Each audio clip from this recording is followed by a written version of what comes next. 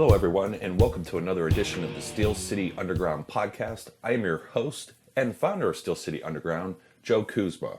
And today we're going to talk about, well, it was 6 deals the Steelers needed to make during the 2016 offseason, that period right here that leads up to and through free agency and up to the draft.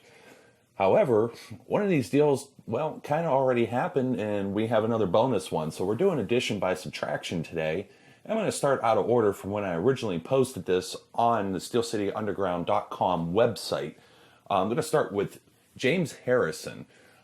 James Harrison is now returning, and this was one of the things I said that the Steelers had to know up front going into the free agency period, going into the draft.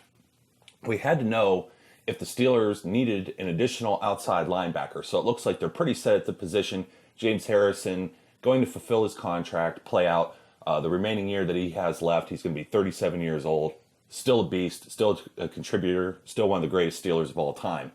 Our bonus round is news that came out yesterday that Heath Miller is going to retire. So Heath Miller is not going to play out his contract. Actually, the opposite of James Harrison at this point.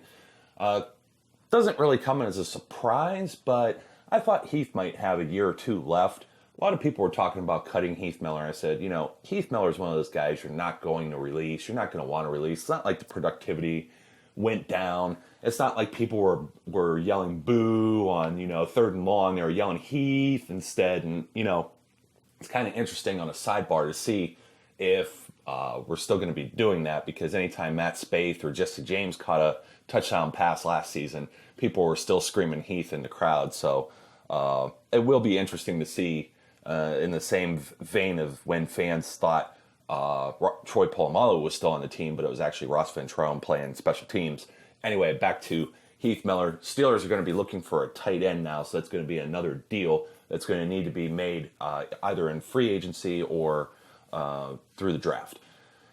Now, let's get back to some of the players. We were talking about the secondary and some of the steps the Steelers could take to fix the secondary, get some additional defensive backs, etc.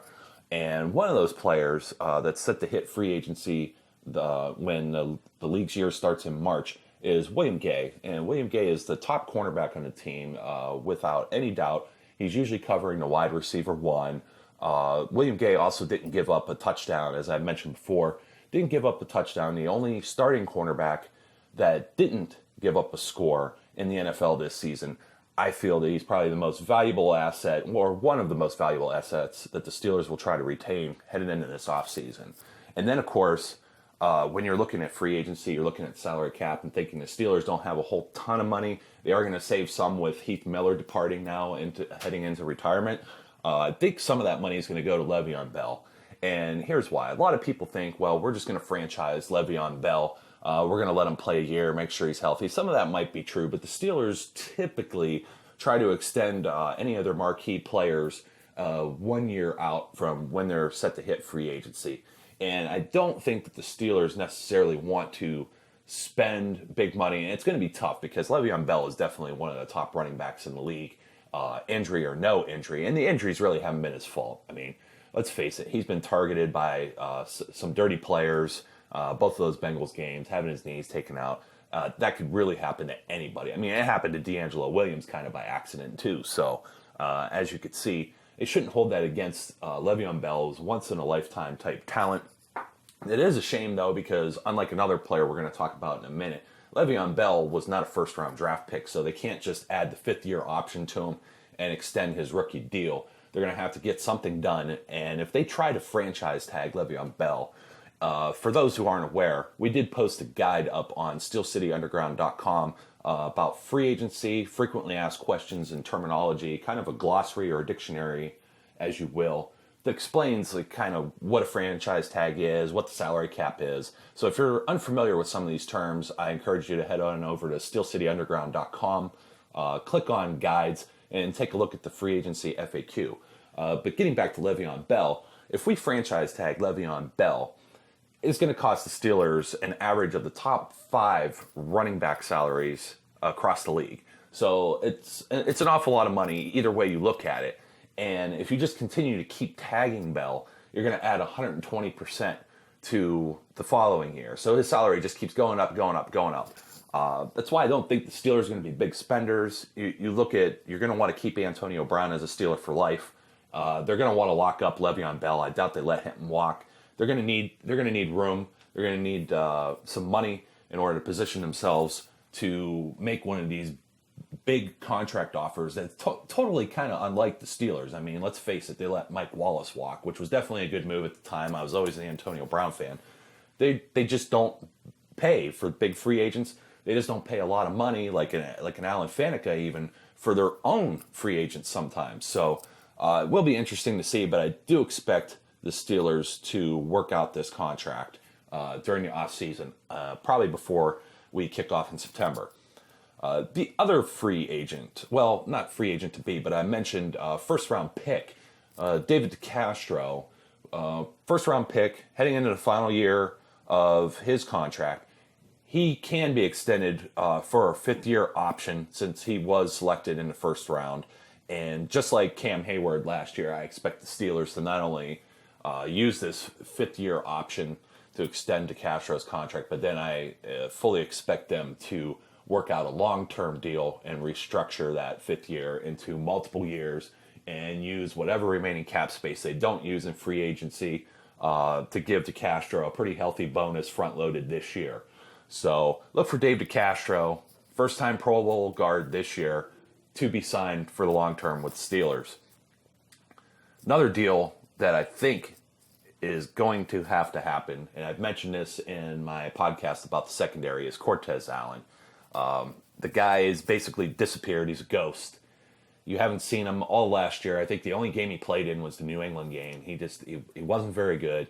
They placed him on injured reserve. They created another roster spot and just filled him with just I don't want to say a random body, because there are a lot of good football players who don't make the 53-man roster. But when you're considering a guy that was paid, I think, around $32 million with a 4-year contract, and you just kind of X him off the roster like that, then yeah, you're just kind of, you could get any warm body. You just want that spot to be filled by somebody who's going to contribute to the team.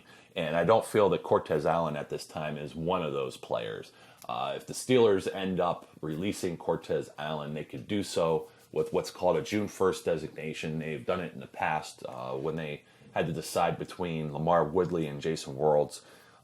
It's going to give them some cap savings, but it's also going to push back some of this money that's owed Cortez Allen to the following year.